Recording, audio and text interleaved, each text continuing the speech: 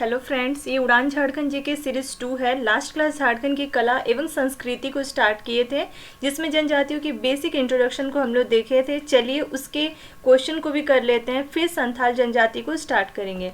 तो झारखंड की जनजातियां, सामान्य परिचय। क्वेश्चन नंबर 1 है, झारखंड राज्य में निवास करने वाली जनजातियों में सर्वाधिक जनसंख्या किस जनजाति की है? तो सबसे ज़्यादा जनसंख्या किसका है? संथाल जनजाति का सबसे ज़्यादा जनसंख्या है। और दूसरे नंबर पे उराव जनजाति का है, तीसरे में मुंडा जनजाति का है, चौथे में हो जनजाति और पांचवें नंबर पे खड़िया जनजाति है। क्वेश्चन नंबर 2 है, झारखंड राज्य में निवास करने वाली जनजातियों में दूसरी सर्वाधिक जनसंख्या किस जनजाति की है? तो दूसरे नंबर पे उराव जनजाति। क्वेश्चन नंबर 3, तीसरी सर्वाधिक जनसंख्या किस जनजाति की है? तो तीसरे नंबर में मुंडा जनजाति का है। क्वेश्चन नंबर 4, भारतीय संविधान के किस अनुच्छेद के तहत राष्ट्रपति द्वारा जनजातियों को अधिसूचित किया जाता है? सूची में डाला गया है कि 32 जनजाति, 33 जनजाति में कौन कौन जनजाति है, वह सूची में डाला गया है। तो वह अनुच्छेद 342 के अंतर्गत राष्ट्रपति के द्वारा अधिसूचित किया जाता है। क्वेश्चन नंबर 5, झारखंड की जनजातियों के संबंध में कौन सा कथन सही नहीं है? तो पहला कथन है कि झारखंड का जनजातीय समाज जो है वो पितृसत्यात्मक है, ये तो सही है। दूसरा है, झारखंड की जनजातियां जो है वो श्रीलंका और ऑस्ट्रेलिया के जो मूल निवासी है उन्हीं के जैसे हैं। झारखंड की जनजातियां, इनमें सिमिलैरिटीज़ है, तो ये कथन भी सही है। क्वेश्चन ऑप्शन नंबर 3 है कि यहाँ पे जनजातीय समाज में लिंग भेद की इजाज़त नहीं है, ये भी सही है। 4 है, झारखंड के जनजातीय समाज में महिलाओं को सम्मानीय स्थान प्राप्त नहीं है, तो ये कथन गलत है। महिलाओं को भी सम्मानीय स्थान प्राप्त है, ये सम्मानीय स्थान प्राप्त नहीं है बोल रहा, तो ये कथन सही नहीं है। क्वेश्चन नंबर 6, झारखंड आने से पहले ये संथाल जनजाति का जो निवास स्थान था वो पश्चिम बंगाल था, और वे लोग पश्चिम बंगाल से यहाँ छोटा नागपुर में आए। तो पश्चिम बंगाल में उन्हें किस नाम से जाना जाता था? उन्हें वहाँ पे सांवतर के नाम से अभी भी जाना जाता है। क्वेश्चन नंबर 7, कौन सी जनजाति जो है वो आदिम जनजाति की श्रेणी में शामिल है? तो आदिम जनजातियों की संख्या तो 8 है, तो उसमें बिरहोर, बिरजिया, कोरवा जनजाति तो है ही शामिल, असुर, पहरिया और सवर जनजाति भी शामिल है, माल पहाड़िया और सोरिया पहाड़िया ये भी शामिल है। यहाँ ऑप्शन में जितने भी दिए हुए हैं ये सारे जो है वो आदिम जनजाति के अंतर्गत आता है। बिरहोर, बिरजिया, कोरवा, असुर, पहरिया, सवर, माल पहाड़िया, सोरिया पहाड़िया। क्वेश्चन नंबर 8, जनसंख्या की दृष्टि से 4 बड़ी जनजातियों का क्रम क्या है? तो अभी भी हम लोग देखें, संथाल, उरांव, मुंडा और हो जनजाति। ऑप्शन नंबर सी हो गया। क्वेश्चन नंबर 9, किस भाषा वैज्ञानिक ने झारखंड क्षेत्र की जो जनजातीय भाषा है उसको आस्ट्रिक और द्रविड़ नाम के 2 समूहों में बांटे हैं? तो जॉर्ज ग्रियर्सन नाम के जो साइंटिस्ट थे, लैंग्वेज के भाषा वैज्ञानिक जो थे, वो जनजातीय भाषा को 2 समूहों में बांटे, एक आस्ट्रिक और दूसरा द्रविड़। क्वेश्चन नंबर 10, झारखंड की जनजातियों को किस एक नाम से नहीं पुकारा जाता है? तो जनजातियों को तो बनवासी कहा जाता है, आदिम जाति भी कहा जाता है, गिरिजन भी कहा जाता है, लेकिन दीकू नहीं कहा जाता है, दीकू नाम से नहीं पुकारा जाता है। जनजाति ही जो बाहर के लोग होते हैं, झारखंड के जो जनजाति नहीं है उनको जनजाति लोग ही दीकू नाम दिए थे। तो यहाँ पे ऑप्शन नंबर ए हो गया। क्वेश्चन नंबर 11, आदिवासी शब्द का शाब्दिक अर्थ क्या है? तो आदिवासी यानी आदिकाल से रहने वाले लोग। क्वेश्चन नंबर 12, निम्न में से झारखंड की जनजातियों की कौन सी भाषा जो है वो द्रविड़ भाषा, द्रविड़ समूह की भाषा है? तो द्रविड़ समूह की बस 2 ही भाषा है, एक कुड़ुक भाषा, दूसरा मालतो भाषा। बाकी जितने भी भाषाएं हैं वो आस्ट्रिक समूह की भाषा है। तो यहाँ पे ऑप्शन नंबर डी। चलिए अब स्टार्ट करते हैं संथाल जनजाति को। इसके इम्पॉर्टेंट फैक्ट क्या क्या है कि सबसे ज़्यादा जनसंख्या जो है वो संथाल जनजातियों का है। दूसरा पॉइंट है कि ये कितने परसेंट है? तो 34% है कुल जनसंख्या में। जनजातियों की जो संख्या है, संथाल जनजातियों की संख्या 34% है। और ये भारत में कितने नंबर पे आते हैं जनसंख्या की दृष्टि से? तो भारत में ये जनजातीय जनसंख्या में तीसरे नंबर पे आता है, और पहले नंबर पर भील जनजाति है और दूसरे नंबर पर गोंड जनजाति है, और पूरे भारत में देखने से। और संथाल जनजाति जो है भारत में तीसरी सर्वाधिक जनसंख्या वाली जनजाति है। झारखंड की सर्वाधिक व भारत की तीसरी सर्वाधिक जनसंख्या वाली जनजाति कौन है? तो संथाल जनजाति। और फिर नेक्स्ट पॉइंट है कि झारखंड आने से पहले ये लोग कहाँ रहते थे? संथाल जनजाति के लोग कहाँ रहते थे? तो संथाल जनजाति के लोग पश्चिम बंगाल में रहते थे और वहाँ से यहाँ छोटा नागपुर एरिया में संथाल परगना वाले एरिया में आए। तो यहाँ पे इनको सावतार कहा जाता है और वहाँ पे पश्चिम बंगाल में इनको सावतार कहा जाता है, अभी भी कहा जाता है। सबसे ज़्यादा जनसंख्या संथाल जनजातियों का कहाँ पे है? तो संथाल परगना वाला जो प्रमंडल है वहाँ पे सबसे ज़्यादा संथाल जनजाति के लोग रहते हैं, जो कि झारखंड के नॉर्थ ईस्ट वाला एरिया है। इसके अलावा भी ये दूसरे प्रमंडल में भी रहते हैं। तो दूसरे प्रमंडल के अंतर्गत एरिया है हजारीबाग में भी संथाल जनजाति के लोग मिलेंगे, बोकारो में भी, चतरा में भी, रांची, गिरिडीह में, सिंहभूम, धनबाद, लातेहार और पलामू, इन जिलों में भी आपको संथाल जनजाति के लोग मिलेंगे। लेकिन सबसे ज़्यादा जनसंख्या में कहाँ पे मिलेंगे? तो संथाल परगना वाले एरिया में सबसे ज़्यादा जनसंख्या में मिलेंगे। उसके अलावा हजारीबाग, बोकारो, चतरा, रांची, गिरिडीह, सिंहभूम, धनबाद, लातेहार और पलामू, जहाँ पे ये लोग निवास करते हैं संथाल परगना में, वो उस स्थान को कहते हैं दामिन ए को। और एरिया कौन सा है? राजमहल पहाड़ी। राजमहल पहाड़ी क्षेत्र में जहाँ पे निवास करते हैं उसको दामिन ए कोह कहा जाता है। और ये दामिन ए कोह जो है वो अंग्रेज़ों के द्वारा उस ज़मीन को कहा गया था। अंग्रेज़ों ने शोषण करने के लिए संथाल जनजातियों पे उनकी जो ज़मीन थे उसको सरकारी ज़मीन घोषित कर दिया था अंग्रेज़, जिसका नाम उन्होंने दामिन ए कोह दिया था। तो इस तरह से पहाड़ी राजमहल पहाड़ी क्षेत्र में जहाँ संथाल जनजाति जो है वो निवास करते हैं उस स्थान को दामिन ए कोह कहा जाता है। और संथाल जनजाति जो है वो किस प्रजाति समूह से आते हैं? तो वो प्रोटो ऑस्ट्रेलाइड प्रजाति समूह के अंतर्गत आते हैं, प्रोटो ऑस्ट्रेलाइड प्रजाति समूह। और भाषाई दृष्टि से यदि देखा जाए तो किस समूह से बिलोंग करते हैं या किस समूह के अंतर्गत आते हैं? तो संथाल जनजाति जो है वो ऑस्ट्रो एशियाटिक समूह के अंतर्गत आते हैं भाषाई दृष्टि से। यह जनजाति जो है वो बसे हुए किसानों के समूह से संबंधित है। तो किस समूह से संबंधित है संथाल जनजाति? तो किसानों के समूह से ये रिलेटेड है। और संथालों के संस्थापक पिता किसे माना जाता है? तो संथाल जनजातियों के जो संस्थापक पिता है वो लुगु बुरु को माना जाता है। लुगु बुरु संस्थापक पिता है। उसके बाद संथालों की जो प्रमुख भाषा है वो क्या है? संथालों की प्रमुख भाषा संथाली है और जिसको कि संविधान के 8वीं अनुसूची में शामिल किया गया है। 2004 में ही ये शामिल हुआ है और इसके लिए उससे पहले संसद में इसको पारित किया गया था, जो कि संविधान संशोधन 2003 में, और ये 92 नंबर का संविधान संशोधन था जो कि 2003 में संसद में पारित किया गया, जो कि उसके एक साल बाद 2004 में इसको 8वीं अनुसूची में शामिल भी कर लिया गया। नेक्स्ट है संथाली भाषा की लिपि क्या है? तो संथाली भाषा की लिपि जो है वो ओल चिकी है। और ओल चिकी का आविष्कार किसने किया था? ओल चिकी का आविष्कार पंडित रघुनाथ मुर्मू के द्वारा किया गया था। फिर नेक्स्ट है संथाल जनजाति की समाज और संस्कृति। संथाल जनजाति जो है इसको 4 भागों में बांटा गया है। पहला है जो कि राजा की कैटेगरी में आता है, उसको किस्कू हर्ड में रखा गया है। जो किस्कू हर्ड है यानी किस्कू वाला भाग है वो राजा की कैटेगरी में आते हैं। जो मुर्मू हर्ड है वो पुजारी की कैटेगरी में आते हैं। जो सोरेन हर्ड है वो सिपाही की कैटेगरी में आता है। मरूडी हर्ड जो है वो कृषक की कैटेगरी में आता है। यहाँ पे सोरेन और सिपाही स और स, इसमें थोड़ा सा ये इसको मेमोराइज कर सकते हैं हम लोग, सोरेन और सिपाही। किस्कू हर्ड राजा, मुर्मू हर्ड पुजारी, सोरेन सिपाही, मरूडी जो है वो कृषक। गोत्रों की संख्या कितनी पाई जाती है इनमें? तो संथाल जनजाति में टोटल 12 गोत्र है। 12 गोत्र या फिर 12 किली है। किली भी बोला जाता है गोत्र को। और इसी 12 गोत्र को उप गोत्रों में भी बांटा गया है। इस तरह से टोटल उप गोत्रों की संख्या जो है वो 144 है। और उप गोत्रों को क्या बोलते हैं? वो लोग अपनी लैंग्वेज में खूट बोलते हैं। संथाल जनजाति, यहाँ पे एक टेबल है जिसमें कि संथाल जनजाति के गोत्र का नाम दिया हुआ है और उनका प्रतीक या फिर गोत्र चिन्ह क्या है वो भी दिया हुआ है। चलिए उसको देखते हैं। गोत्र है मरांडी, यदि किसी का गोत्र मरांडी है तो उसका गोत्र चिन्ह जो है वो है माडरा घास। माडरा घास, मरांडी का माडरा घास।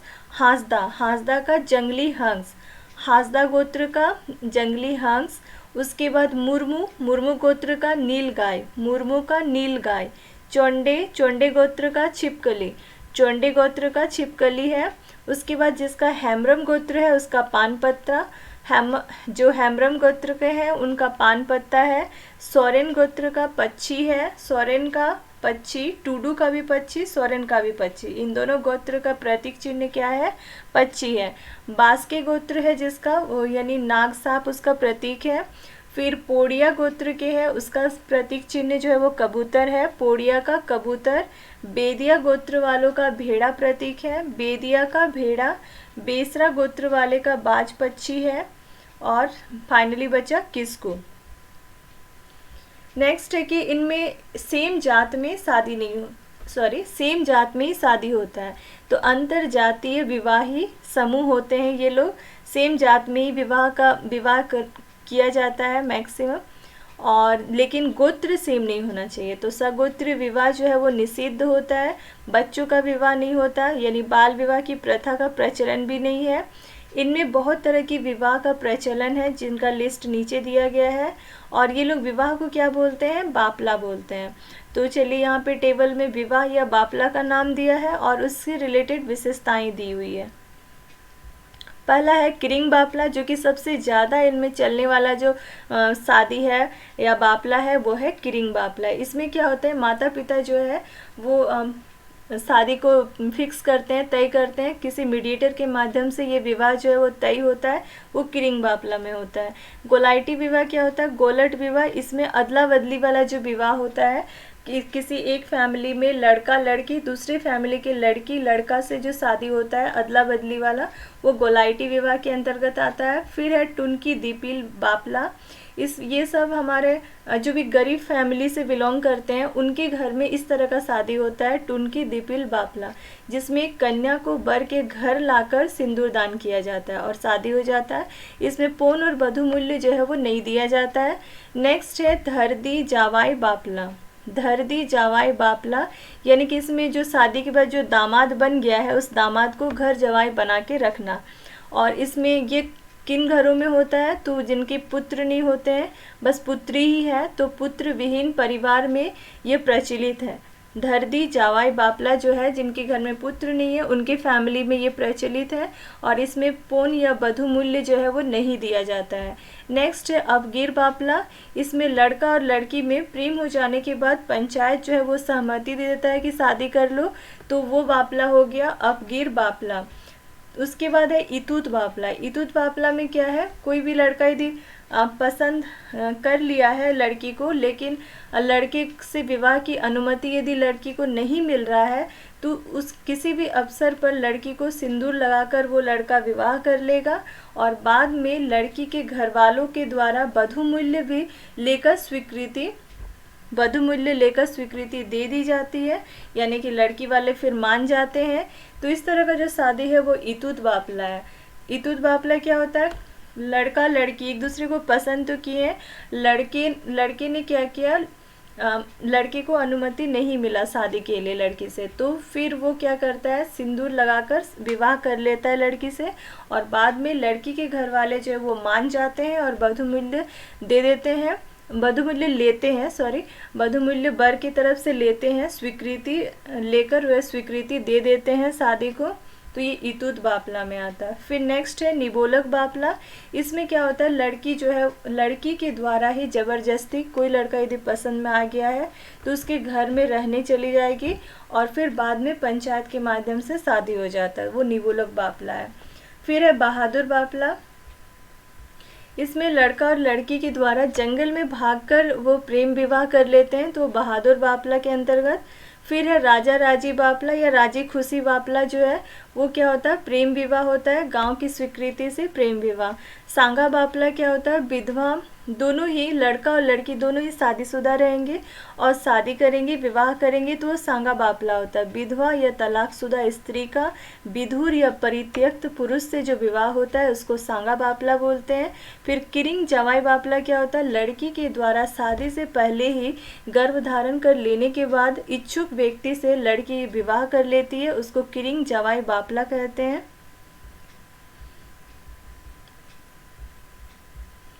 तो इतने सारे बापला हो गए। नेक्स्ट है कि ये किरिंग बापला, ये सबसे ज़्यादा प्रचलित विवाह है संथाल जनजातियों में, जिसके अंतर्गत क्या होता है, माता पिता द्वारा मध्यस्थ या कोई मीडिएटर के माध्यम से विवाह को तय किया जाता है। और संथालों में विवाह के समय क्या होता है, वर पक्ष द्वारा वधु पक्ष को पैसा दिया जाता है या कुछ भी उपहार दिया जाता है, जिसको वधु मूल्य कहते हैं, और उस वधु मूल्य को दिया जाता है उसको पोन भी कहते हैं। तो उस वधु मूल्य को क्या कहते हैं, पोन कहते हैं। नेक्स्ट है सादाई बापला। सादाई बापला क्या है, यह विवाह जो है वर और वधु की पसंद से किया जाता है। सादाई बापला वर और वधु की पसंद से जो किया जाता है विवाह, वो है सादाई बापला। और विवाह से पहले घर देखी होता है, तिलक चढ़ी भी होता है और टाका चाल की रस्म, ये 3 चीज़ जो है वो अदा किया जाता है। 3 तरह का रस्म है जो कि इस विवाह से पहले किया जाता है। सादाई बापला में लड़का लड़की पसंद तो करते हैं, लेकिन शादी से पहले 3 रस्म होते हैं, घर देखी, तिलक चढ़ी और टाका चाल। इसकी रस्म अदा की जाती है। इसमें टाका चाल का मतलब क्या हो रहा है, इस रस्म में वर के द्वारा जो वधु मूल्य दिया जाता है उसको टाका चाल, वधु मूल्य के रूप में 12 रुपये देने की प्रथा जो है वो प्रचलित है। बस जो नियम है, ज़्यादा कुछ पैसे नहीं देते हैं, बस 12 रुपये ही देते हैं, लेकिन इनका ये प्रथा है जो कि प्रचलन में है, तो इसको ये करते हैं। घर देखी, तिलक चढ़ी और टाका चाल, इसकी रस्म होती है सादाई बापला में। नेक्स्ट पॉइंट है कि यदि तलाक हो जाता है, संथाल जनजाति में यदि तलाक हो जाए तो वधु जो है वो वधु मूल्य को लौटा देती है। और प्रमुख संस्कार में देखा जाए तो सिंदूर दान का नियम इनमें है। और कठोर सज़ा, सबसे ज़्यादा जो कठोर सज़ा संथाल समाज में है वो है बिटलाहा का सज़ा, जिसमें कि यदि कोई व्यक्ति जो है वो निषिद्ध यौन संबंधों का दोषी पाया जाता है तो उसे उसके समाज से बाहर कर दिया जाता है, यानी सामाजिक बहिष्कार कर दिया जाता है, जिसको बिटलाहा कहते हैं।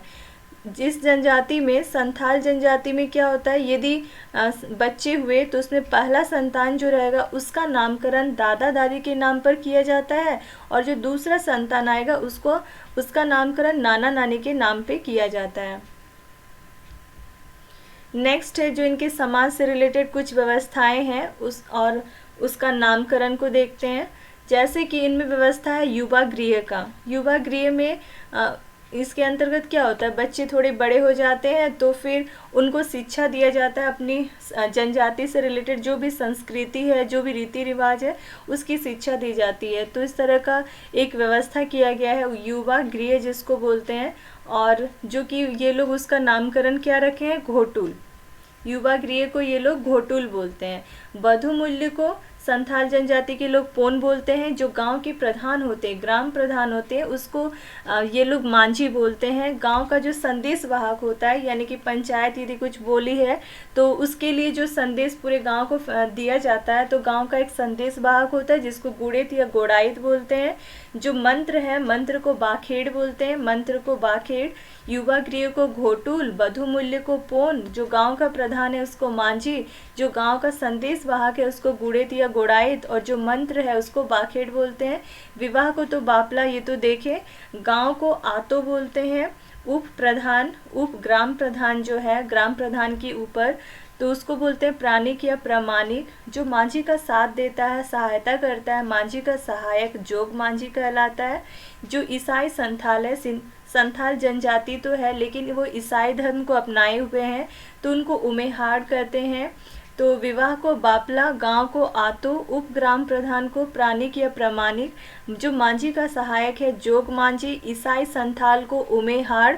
और जन्म के अवसर पर, यदि कोई बच्चे का जन्म हुआ तो जन्म के अवसर पर ये लोग में नीम की पत्तियों के साथ खिचड़ी पकाई जाती है, तो उसको गांडी बोलते हैं। जन्म के अवसर पर नीम की पत्तियों के साथ पकाई गई खिचड़ी को गांडी बोलते हैं। फिर यदि पुत्र जन्म लिया है तो उसके 5वें दिन, और यदि कोई कन्या जन्म ली है तो उसके 3रे दिन जो आयोजित किया जाता है उसको छठियार बोलते हैं ये लोग। नेक्स्ट है ग्राम प्रधान। जो भी गांव के प्रधान होते हैं, जिसको ये लोग माझी बोलते हैं, उनके पास 2 अधिकार होता है, एक प्रशासनिक भी और दूसरा न्याय करने का भी अधिकार होता है। जो माझी थान है वहाँ पे जो गांव के संथाल गांव की जो पंचायतें बैठती है ना, उसको माझी थान कहा जाता है। तो संथाल गांव की पंचायतें कहाँ बैठती है? माझी थान में बैठती है। लेकिन एक प्रॉब्लम है, महिलाओं को वहाँ पे आना वर्जित होता है, वो नहीं आ सकते हैं। 2 जगह है, एक माझी थान जहाँ पे गांव की पंचायतें बैठेगी, कोई मुद्दा है उस पर यदि बैठक हो भी रहा है तो महिलाएं वहाँ जाके बैठ नहीं सकती है, और वहाँ जाना वर्जित रहता है, तो माझी थान में नहीं जा सकती है महिलाएं। और एक है जाहिर थान, एक पूजा का स्थान होता है जाहिर थान, तो उस जगह पे भी महिलाएं नहीं जा सकती है। नेक्स्ट है माझी थान। तो ये क्या है? गांव के बीच में होता है, और गांव का जो मुखिया या माझी है उसका घर जहाँ पे रहेगा उसके द्वार में ही एक चौकोर चबूतरा बना रहेगा, 4 कोना वाला, और उसी में बैठ के सब बैठक करेंगे। कोई भी मुद्दा रहेगा उसको उठाएंगे, उस पर डिस्कस करेंगे, लेकिन वहाँ पे महिलाओं का जाना वर्जित है। नेक्स्ट है कि संथाल जनजातियों का त्यौहार जो है वो किस महीने से शुरू होता है? तो आषाढ़ के महीने में, ये वारिस में आषाढ़ महीने से इनका त्यौहार जो है वो शुरू हो जाता है। नेक्स्ट टेबल है प्रमुख पर्व और त्यौहार। पहला पर्व है सोहराई पर्व, जो कि महीना पोष महीने में मनाया जाता है सोहराई पर्व, और ये संथाल जनजातियों का सबसे बड़ा त्यौहार है, और ये 5 दिनों तक चलने वाला त्यौहार भी है। और ये किस टाइम पे मनाया जाता है और किस कारण मनाया जाता है? तो धान की फसल कटने के कारण खुशी से ये लोग सोहराई पर्व मनाते हैं। दूसरा है बाहा पर्व, जो कि फाल्गुन महीने में मनाया जाता है, और बाहा पर्व जो है संथालों का दूसरा बड़ा त्यौहार है, और ये साल वृक्ष पर फूल लगने के कारण मनाया जाता है। 3 दिनों तक मनाया जाने वाला ये संथालों का बसंत उत्सव है, और शुद्ध जल से खेली जाने वाली ये होली भी है। तो ये हो गया बाहा पर्व। तीसरा है सांकरात, जो कि पूस महीना जैसे ही खत्म होगा उसके अंत में होगा सांकरात। ये 2 दिनों तक मनाया जाने वाला पर्व है, और परिवार की कुशलता के लिए मनाया जाता है। तीसरा है भागसीम, जो कि माघ के महीने में मनाया जाता है, और ये ओहरेदार को आगामी वर्ष के लिए ओहदे की स्वीकृति देने हेतु मनाया जाता है। भागसीम माघ के महीने में ओहरेदार को आगामी वर्ष, अगले वर्ष के आने वाले वर्ष के लिए ओहदे की स्वीकृति देने हेतु मनाया जाता है। नेक्स्ट है कर्मा पर्व, जो कि भादों के महीने में मनाया जाता है। कर्मा भादों के महीने में मनाया जाता है। नेक्स्ट है एरोक पर्व, जो है वो आषाढ़ के महीने में मनाया जाता है, जब बीज के जो फसल धान का जो बीज है उसके उगने हेतु, यानी फसल के लिए जो बीज उग रहा है उसकी खुशी में एरोक पर्व मनाते हैं, आषाढ़ के महीने में मनाते हैं। नेक्स्ट है हरियाण, जो कि सावन महीने में मनाया जाता है, और धान की फसल जो है वो हरी होने की वजह से मनाया जाता है। हरियाण जो है वो धान की फसल हरी होने के कारण ये लोग मनाते हैं, सावन महीना में मनाते हैं। जापाड़ जो है वो अगहन महीने में मनाया जाता है, और ये अन्न की वृद्धि हेतु ये मनाया जाता है कि अन्न में वृद्धि हो जाए, इसकी वजह से जापाड़ पर्व ये अगहन महीने में मनाते हैं। फिर से सोहराई आएगा, ये तो बाय मिस्टेक हुआ होगा क्योंकि सबसे पहले हम लोग देखे थे सोहराई। तो सोहराई था हमारा पोष में, बाहा फाल्गुन में, साकरात जो है पोष माह के अंत में। सोहराई पोष, बाहा फाल्गुन, साकरात पोष माह के अंत में, भागसीम माघ में, कर्मा भादों में, एरोक जो है वो आषाढ़ में, भागसीम माघ में, कर्मा भादो, एरोक आषाढ़, हरियाण सावन में, जापाड़ अगहन में। हरियाण जो है सावन में और जापाड़ अगहन में। नेक्स्ट है कि संथाल जनजाति के लोग जो है वो एक कार्य में निपुण होते हैं। किस कार्य में? तो चित्रकारी के कार्य में ये निपुण होते हैं, और एक विशेष तरह की इनको चित्रकला पद्धति जो है इनको आता है, जिसे कोम्ब-कट चित्रकला कहा जाता है। तो संथाल जनजाति के लोग किस चित्रकला में निपुण है? तो कोम्ब-कट चित्रकला, जो कोम्ब-कट पेंटिंग है उसमें ये लोग निपुण है, और ये क्या करते हैं, इस चित्रकारी में अलग अलग प्रकार के बर्तनों का चित्र भी बनाते हैं, तो विभिन्न प्रकार के बर्तनों का चित्र बनाया जाता है इस चित्रकला में, और गोदना गोदवाने का भी प्रचलन इनमें पाया जाता है।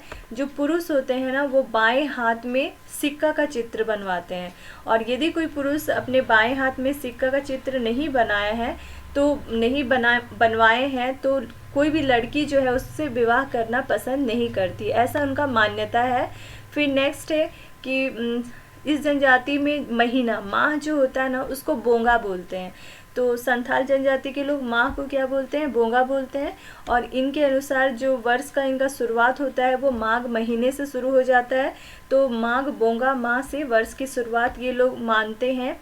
इनके घरों का छत कैसा होता है? ये दो तरह के इनके घरों का छत होता है, एक चाला होता है और दूसरा दो चाला होता है। एक चाला जो होता है चारों ओर एक ढाल होता है, उसको एक चला बोलेंगे, यानी कि बीच में एक उठा हुआ भाग रहेगा, उसके चारों ओर एक ढाल रहेगा जिसको एक चला घर बोलते हैं ये लोग। और दो चला यानी कि दो और ढाल रहेगा, यानी कि ऊपर उठा हुआ और जो उससे जो ढाल जैसा जो रहेगा वो दो लेयर का रहेगा, तो इस तरह से दो चाला। नेक्स्ट है इनका आर्थिक व्यवस्था क्या है? ये मेन रूप से कैसे है? खेती है, मतलब जिनका खुद का खेत नहीं है, दूसरों के खेतों में काम करते हैं, वैसे है मेन रूप से। लेकिन जिसका रूपांतरण अब किस में हो रहा है? किसानों के रूप में हो रहा है, कृषकों के रूप में हो रहा है। इनका जो फेवरेट सेवन, जो इनका जो फेवरेट चीज़ है वो है चावल से बनने वाला एक शराब, जिनका ये लोग सेवन करते हैं, जिसको स्थानीय मदिरा भी बोला जाता है, और दूसरा और नाम है हड़िया भी बोला जाता है, पोचाई भी बोला जाता है। तो चावल से बनने वाला जो शराब है उसको हड़िया और या फिर पोचाई कहा जाता है। नेक्स्ट है संथालों में भोजन। जो मेन इनका भोजन है दाल भात व सब्जी, जिसको ये लोग अपनी लैंग्वेज में, संथाली लैंग्वेज में क्या बोलते हैं? दाका उरू। दाल भात और सब्जी दाका उरू।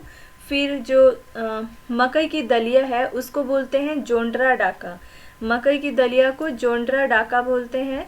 संथालों में चावल, कोदो और मड़ुआ से हड़िया बनाया जाता है, ये प्रचलन में है इनका। चावल, कोदो और मड़ुआ का यूज़ करके ये लोग हड़िया बनाते हैं। उसके बाद जल पान, जो सुबह का नाश्ता करते हैं उसको बास्कियाक बोलते हैं संथाली लैंग्वेज में, और दोपहर के भोजन को माजवान बोलते हैं। जलपान, सुबह के नाश्ता को बास्कियाक, दोपहर का भोजन जो लंच है उसको माजवान, और रात में जो डिनर होता है उसको कदोक बोलते हैं। कदोक, बास्कियाक, माजवान और कदोक। और इस जनजाति के लोग जो हैं वो बुनाई के कार्य में भी कुशल रहते हैं, चित्रकारी के कार्य में भी कुशल रहते हैं, और कृषि कार्य में भी अत्यंत कुशल होते हैं।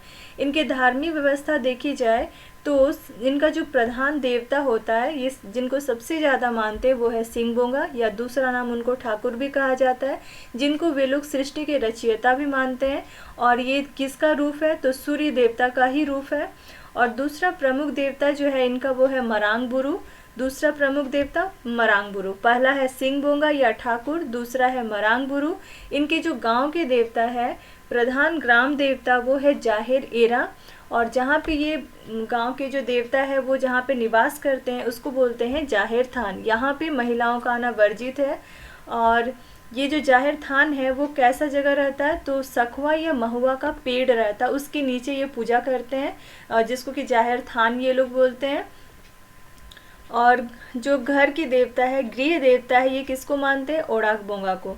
जो गृह देवता है उसको ओड़ाक बोंगा बोलते हैं। जो परिवार का देवता है उसको अबगे बोंगा, परिवार के देवता को अबगे बोंगा कहते हैं।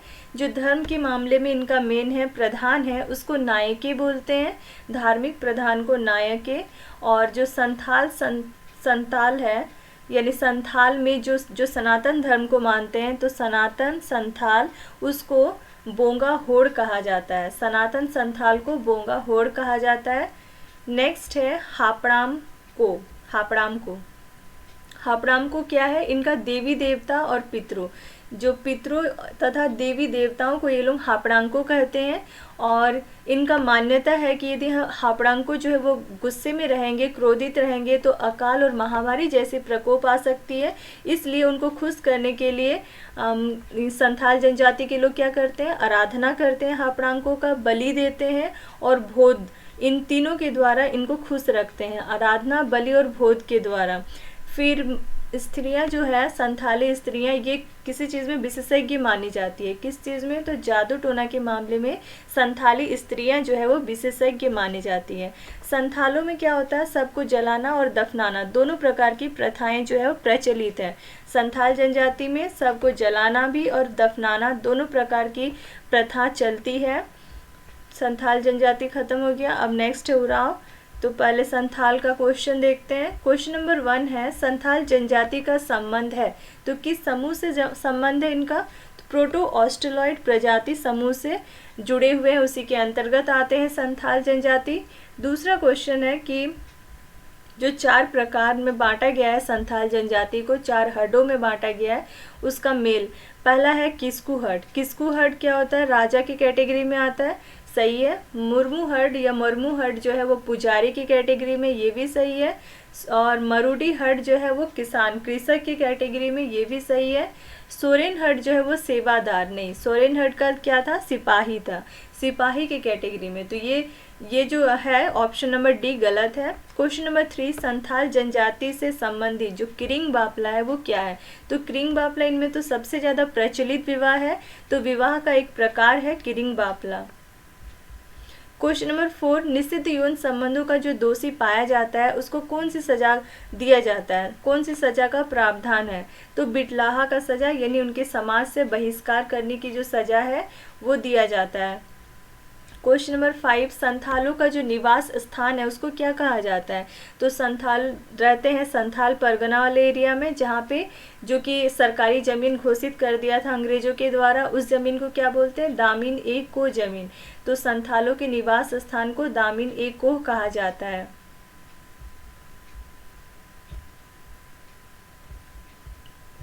क्वेश्चन नंबर 6, संथाल जनजाति में मृत्यु के पश्चात शव को क्या किया जाता है? तो इनमें तो दोनों तरह की प्रथाएं हैं, जलाना और दफनाना। Option number C. Question number 7, Santhal जनजाति को कितने हड्डों या वर्गों में बांटा गया है? तो इनको 4 वर्गों में बांटा गया है। तो अभी भी देखें हम लोग, किस्कू हड्ड, मरमू हड्ड, मरूडी हड्ड और सोरेन हड्ड, इस तरह से 4 हड्डों में बांटा गया है। संथाल जनजाति में कितने गोत्र पाए जाते हैं? तो इनके तो 12 गोत्र पाए जाते हैं, जिनके बहुत सारे उपगोत्र भी हैं, तो 144 उपगोत्र है, लेकिन गोत्रों की संख्या कितनी है? 12 है। क्वेश्चन नंबर 9, संथाल जनजाति के संबंध में कौन सा कथन असत्य है? पहला है कि संथाल जो है एक अंतर जातीय विवाही समूह है, तो हाँ, ये अंतर सेम जात में ही विवाह का इनका प्रचलन है। दूसरा है कि संथाल जनजाति में सगोत्री विवाह की अनुमति होती है, सेम गोत्र में विवाह तो निषिद्ध होता है, ये कथन गलत है। संथाल जनजाति में बाल विवाह की प्रथा का प्रचलन नहीं है, तो ये कथन भी सही है, बच्चों का विवाह नहीं होता है, बाल विवाह नहीं होता है, तो ऑप्शन नंबर बी जो है वो गलत है। क्वेश्चन नंबर 10 है, संथाल जनजाति में कितने प्रकार की विवाह का प्रचलन है? तो पहले तो हम लोग जो पहले वाला बुक था उसके अनुसार 8 था, अभी तो हम लोग बहुत सारे देखें,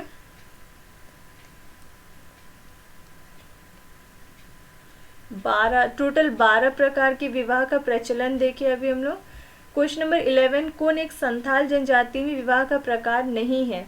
तो किरिंग बापला है, किरिंग जबाई भी है, निर्बोलोक भी है, किरिंग हवाई जो है वो विवाह का प्रकार नहीं है। क्वेश्चन नंबर 12, संथाल जनजाति में सबसे ज़्यादा प्रचलित विवाह कौन सा है? तो जिसमें कि माता पिता किसी मीडिएटर के माध्यम से शादी देते हैं, यानी किरिंग बापला, वो सबसे ज़्यादा प्रचलित है। क्वेश्चन नंबर 13, किरिंग बापला के तहत किस प्रकार विवाह किया जाता है? तो माता पिता द्वारा मध्यस्थ के माध्यम से विवाह तय किया जाता है, ऑप्शन नंबर सी हो गया। क्वेश्चन नंबर 14, संथाल जनजाति की सामाजिक व्यवस्था है और उनका नामकरण, उनसे मिलान करें। युवा गृह को तो घोटुल बोलते हैं, विवाह को बापला बोलते हैं, बधु मूल्य को पोन बोलते हैं, गाँव को आतो बोलते हैं, तो इसके हिसाब से ऑप्शन नंबर ए जो है वो करेक्ट है। क्वेश्चन नंबर 15, संथालों के जो निवास स्थान है उसको किस नाम से जाना जाता है? तो दामिन ए कोह के नाम से जाना जाता है। संथाल जनजातियों के त्योहारों की शुरुआत किस महीने से शुरू होती है? तो वर्षा के समय से, आषाढ़ के महीने से संथाल जनजातियों का त्यौहार जो है वो शुरू हो जाता है। क्वेश्चन नंबर 17, संथाल जनजाति समाज में सोहराई पर्व जो है किस अवसर पर मनाया जाता है? जब फसल की कटाई की जाती है उस टाइम पे लोग खुशी से सोहराई पर्व मनाते हैं, और ये लगातार 5 दिनों तक चलता है इनका पर्व, और ये संथाल जनजातियों का सबसे बड़ा त्यौहार है। क्वेश्चन नंबर 18, संथाल जनजाति द्वारा चावल से बने जो एक विशेष प्रकार का मद्यपान है उसका प्रयोग किया जाता है, उसको क्या बोलते हैं? उसको हड़िया बोलते हैं और पोचाई भी बोलते हैं, हड़िया या फिर पोचाई। क्वेश्चन नंबर 19, संथाल जनजाति की प्रमुख देवता को क्या कहा जाता है? तो सिंगबोंगा या फिर ठाकुर, यही है इनके प्रमुख देवता। क्वेश्चन नंबर 20, संथाल जनजाति दूसरा प्रमुख देवता कौन है? तो मरांग बुरु जो है वो दूसरे नंबर का प्रमुख देवता है। क्वेश्चन नंबर 21, प्रमुख ग्रामीण देवता कौन है? जाहिर एरा जो है वो प्रमुख ग्रामीण देवता है और जहाँ पे जाहिर एरा निवास करते हैं उसको जाहिर थान कहते हैं। क्वेश्चन नंबर 22, प्रमुख ग्रामीण देवता का निवास स्थान, तो जाहिर थान में। क्वेश्चन नंबर 23, गृह देवता कौन है? ओड़ाक बोंगा जो है वो इनके गृह देवता है, ओड़ाक बोंगा गृह देवता। फिर जो धार्मिक प्रधान होता है उसको नायके बोलते हैं। क्वेश्चन नंबर 24, गांव का धार्मिक प्रधान नायके कहा जाता है। क्वेश्चन नंबर 25, संथालों में सब हेतु किस विधान का प्रयोग किया जाता है? तो सब के लिए जलाना और दफनाना दोनों तरह का विधान किया जाता है।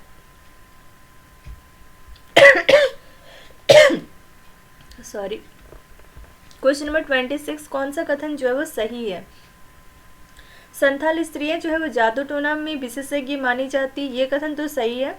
संथाल जनजाति की महिलाएं जो है निश्चित रूप से शरीर पर गोदना या टैटू कराती है, नहीं, ऐसा कुछ तो कथन नहीं देखे। फिर संथाल जनजाति में अनिवार्य जो है महिलाओं का पर्दा में रहना होता है, ये भी गलत है।